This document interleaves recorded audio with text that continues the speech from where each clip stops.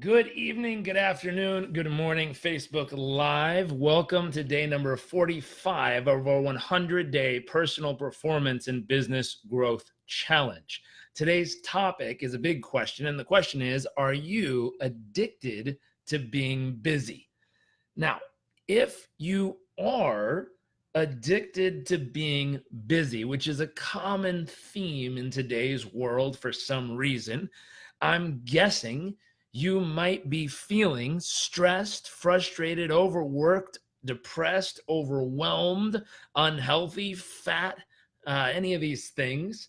And I'd like to help you feel happy, healthy, strong, and fulfilled. Now, before we get started, I would love to know, number one, where you're tuning in from. Number two, love to know three things you're grateful for out there in the digital world today. I see people from Canada. Hola, friends. Nice to see you. Jonathan, welcome. Mar, welcome. Hello, friends from all over the world. Hello from Colombia. Welcome, welcome. Texas in the house. Nice to see you. Tiffany, welcome back. Encinitas, California. What's up, friends? How are you all? San Diego tuning in. I see there. Tuning in from Denmark, very nice. Aruba on vacation from New Jersey. Alaska's in the house. San Francisco, West Point, Georgia. Love, life, and light. Let's see. Encinitas, Portugal, Moscow. So people from all over the world. I am thrilled that you all are here. Nebraska. Nice to see you. Venice, California, or Valencia, California, better yet. So how many of you, by raise of hands or by, me or yes in the comment section, how many of you have ever used being busy as a hiding place? Now, what I mean is it's a hiding place because it's either one, uncomfortable to just be, meaning you haven't taken time to learn how to just be present, to just be here now, to just be in the moment, look around and go, wow, this is beautiful just the way it is. This breath is more than enough. This heartbeat is beautiful. And because it's so uncomfortable being in the moment, I see lots of yeses and me toos. Because it's so uncomfortable being in the moment, we oftentimes clutter our calendars and clutter our life with a bunch of stuff. I'm going to run over here and say hi to these people. I'm going to run over here and volunteer. I'm going to run over here and learn something. I'm going to run over here and work out. I'm going to run over here. And people are like, oh, what are you up to? And you're like, I'm busy. And busy is really a hiding place. Let's see, I've hidden as a way to procrastinate sometimes. There you go. That's another reason why someone would be so busy, because they're avoiding something they know need to get done. So they get busy doing a bunch of other stuff all of a sudden, if you've ever done that one. And the problem that people are facing in this is there's just a list of things that are never enough. And because certain things need to get done and it doesn't feel like it's enough or you're enough, or the result is enough, because the word enough hasn't been clearly defined and hasn't been clearly, hit for the day or week or year, whatever time frame you're using. We use being busy or getting busy as our hiding place. So we start to hide in this piece of getting busy. It's also a way in relationships that people do this. Someone says, wow, never looked at it this way. I guess I've been busy to avoid dealing with my emotions. That's another thing people avoid in getting busy is you don't like how you feel. So you just start getting a lot of stuff done in every direction. So you don't have to actually sit with yourself and hear yourself and feel in that moment. I jumped the gun on that one. I hide from relationships, not from being present. Got it? I never liked the word busy, especially at work. I wish there was a replacement for when people ask, are you busy? And so this concept of people are using busyness, and what's really going on is internally, it's usually a feeling of not enough, or it's a feeling of something is uncomfortable. Therefore, they're using busyness as their distraction or their hiding place. The other time people stay really busy is when they're addicted to growth and variety, meaning they always want to be growing, they always want to be changing, they always want to be doing something. And the question is, if people are so busy going, or have they learned how to be comfortable just being? And lots of people, I did to show significance in the consequences of loneliness. That's another reason why people are busy, because they want to feel significant or special or important. So they get really busy. So when people say, "Can I talk to you?" It's like, "No, I'm busy." And it makes them feel special, or because they have so much going on, this concept. And what's funny is when you're building a business, people take pride in being really busy because they have so much going on in their world. When you become an owner of a business instead of an operator, people take pride in how unbusy they are. And because they have a team, they've built systems, they have processes, they're not busy, they're enjoying their life while their team is operating all the stuff for them, and they take pride in different things.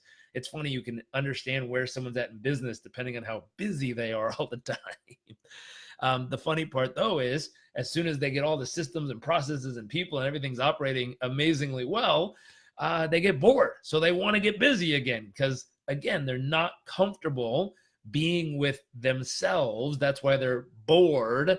Therefore, they want to get back into the mix of it to try to have something to do and feel useful, which is a feeling they don't find usefulness in just being or loving or caring or communicating with their family or working out or meditating or reading or learning or volunteering.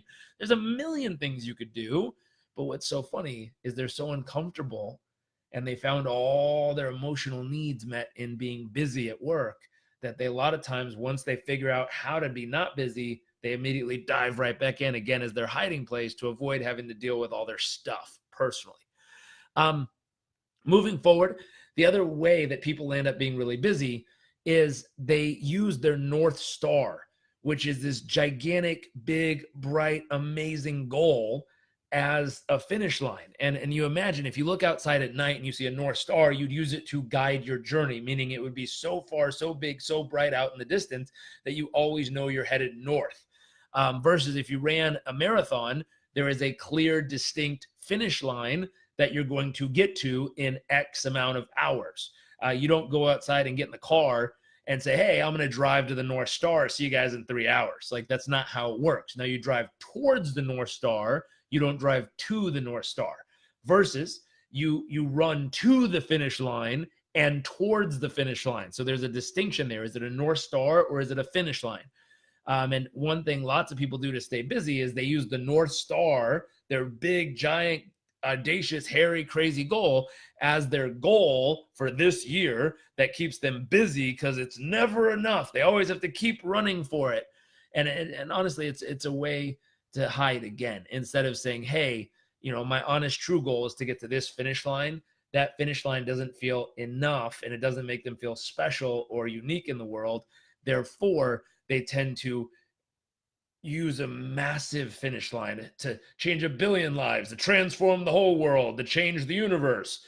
And the big talk makes them feel very special in reality, because if they said, "Listen, my goal is to go from 50,000 a year to 100,000 a year," that makes them feel so small that they don't feel important if they use a real, true finish line.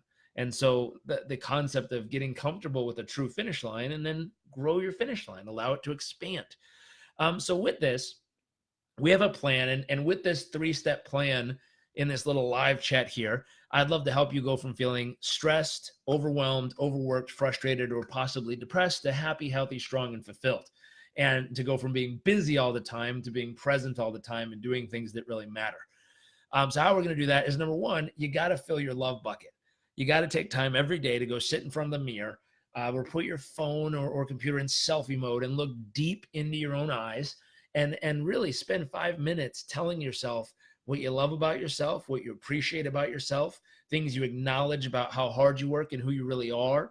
You need to pour into yourself what truly you care about, and how impressed that you have a big heart and you do care and you do show up and you want to dig into these things. I work in a hospital and it's truly busy. I wish I could find that describes my busy. Never want a patient to overhear me tell a coworker that I'm busy. So this is interesting. Even at a hospital, we've been in a bunch recently because of my mom's health. In a hospital, there's a million things to do, and you'll see how this next thing will help. Which is, number one, you got to fill your own personal love bucket. So 10 minutes every day, eye to eye with yourself in the mirror, pouring in lots of love, appreciation, acknowledgement of who you are and what you appreciate about yourself and how you show up. Number two, you got to define what is the one thing today or this hour or this meeting that'll make this a victory for you. You have to define what a victory is going to be. So often, the reason we're so busy is you've got a million things to get done. And if you can handle all 1,000,002 things that need to get done, then you have a victory. But the truth is, even at a busy hospital with 25 patients and everyone's hitting their call button in every direction, you can be very busy. And the truth is, you could say, hey, what's the most important thing that needs to happen over this shift that would make this entire shift a victory? And all of a sudden you could say, you know what? The most important thing is to make every patient feel seen, appreciated, understood, and loved. And all of a sudden you have one major outcome, one major result. And if you show up that way, yeah, there's going to be a ton of stuff you have to do, from filing reports to bringing them their stuff to checking their vitals and doing all this stuff. But if you deliver on that one thing, all of a sudden it doesn't feel so busy because there's only one thing you got to do in everything that you have to get done. And as long as that one thing is accomplished, all of a sudden the entire shift was a victory because one thing happened. So number one, you got to fill your love bucket, 10 minutes in the mirror, eye to eye with yourself, pouring lots of love and appreciation in. Number two, you got to define what's the one thing that will make this a victory, this shift, this day, this week, this hour, this month, this year. Number three, you got to set an end time and you got to shut it down. So often when people are really busy, you find that they don't want to shut it down because they're using their busyness as a hiding place. And so what's happening, the reason they're so busy is they want to work all the way up until it's time for sleep. And they want to pass out, wake up, and keep working because then they don't have to deal with their stuff. And so really, truly, you need to set an on time. You need to set an off time. And you need to stick to it. And when it hits that off time, you got to shut it off. Turn off the work. Turn off the stuff. Don't come up with a creative way to still be working. Just shut it off. Shut it off and turn it off.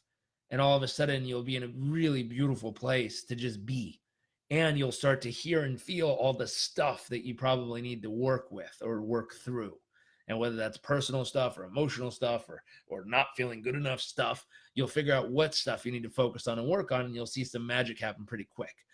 Again, the results, if you're willing to follow these 3 steps, if you're willing to fill your love bucket, define what one thing will make this a victory, and third, set an end time to shut it down, you'll get more time with your family.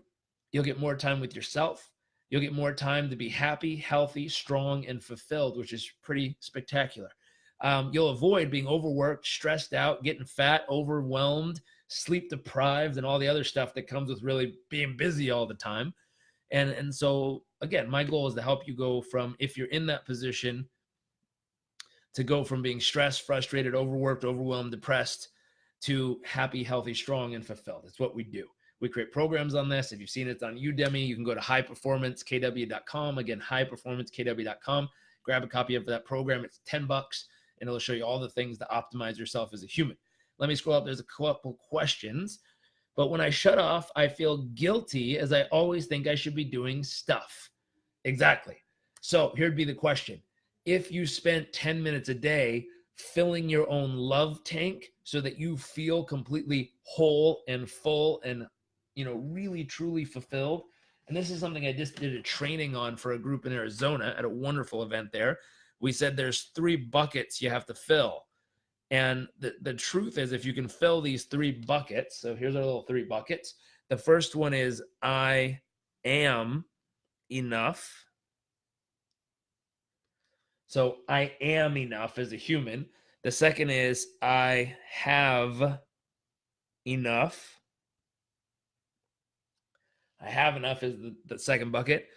And the last one is I am loved enough. And so we had them give themselves a rating, 0% full, 50% full, 100% full, or overflowing with abundance. And they're constantly just trying to share it with everybody. And if you get done with your day and shut it off and you feel guilty, I guarantee one of these 3 buckets is not filled for you. And so you're going to have to take time to figure out which of the 3 buckets it is and go fill that sucker up. And all of a sudden, when it's overflowing and you feel like you are enough, you have enough, and you're loved enough, it's easy to shut it off because you're more than enough. And now you have plenty to share with other people, and you want to shut this off so you can go spend time with your family, go spend time with yourself, go spend time in the community, and just share with people. And not to be busy, but honestly, just to share the love with them, to make them feel good enough, to make them feel loved enough, to make them feel like they're enough as a human being. And it's nothing to do with being busy. It's just you have so much to share that you want to shut the work off so you can go share with people. It tends to what happens. Going back, how do I channel my energy into sticking to it and completing when I have so many areas in life to heal? One at a time, Josh, one at a time. Reinforcing what's important. How do you do all the stuff though? So we can do another video on time management to show you how to get a lot done at different periods of time. Jarek Herod, I think that's a spelling. You're always so on with your message. Thank you. You're so welcome. I am enough. I'm loved enough, and I have enough. If you can get those 3 buckets filled, a lot of magic happens in life. So that's today's message. Tag someone you know who needs to hear this. Share this with someone who really truly needs this message in their life. And I'm going to shut it off right now and go hang out with my wife.